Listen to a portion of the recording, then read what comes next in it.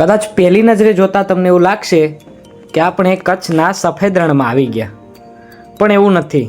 આ છે આપણા જામનગરમાં આવેલું બેડી બંદર એટલે કે રોજી પોર્ટ. જી હા, અહીંની સુંદરતા કંઈક એવી છે કે મન મોહી લે, અને ખાસ કરીને ત્યારે જ્યારે તમે સાંજના સમયે અહીંયા આવો.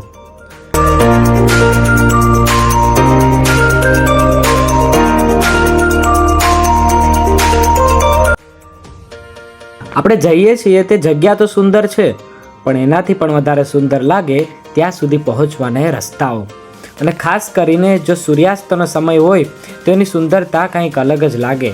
અને હા, જો તમે શનિવારે અને રવિવારમાં અહીંયા આવો તો એમાં મેળો ભરાણો હોય એવું લાગે, અને રસ્તા ઉપર ખૂબ જ ટ્રાફિક જોવા મળે.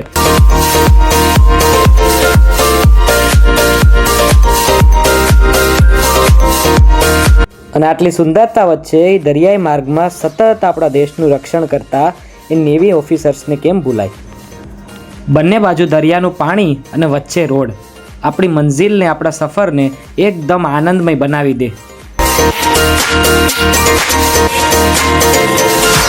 અને અહીંયા મોટા પાયે ચરના વૃક્ષોનું વાવેતર જોવા મળે.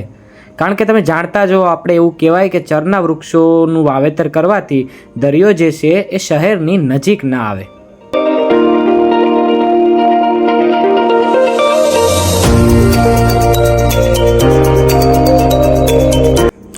અહીંયા ભરતી અને ઓટની સ્થિતિને લીધે અત્યારે પાણી નીચે છે, કારણ કે અત્યારે ઓટ છે. જ્યારે ભરતી આવશે ત્યારે આ પાણી એકદમ નજીક આવી જશે.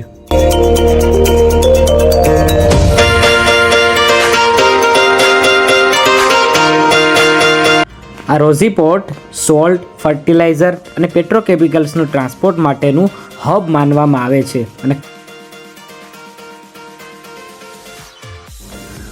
અને જો તમે રવિવારે અહીંયા આવો તો તમને બહુ જ બધા લોકો જોવા મળે.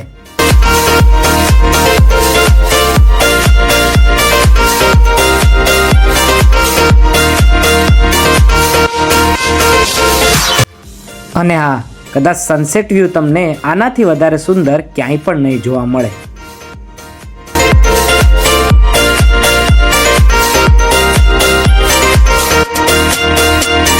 પોર્ટ હોવાના કારણે આ દરિયાઈ જીવો પણ ભરતીની બહુ જ આતુરતાથી રાહ જોઈ રહ્યા છે. અને આપણે રાહ જોઈ રહ્યા છીએ સૂર્યાસ્તની. ડૂબતો સૂરજ, સૂર્યાસ્ત એટલે કે સનસેટ. એવું લાગે કે અહીંયા બેઠા જ રહીએ.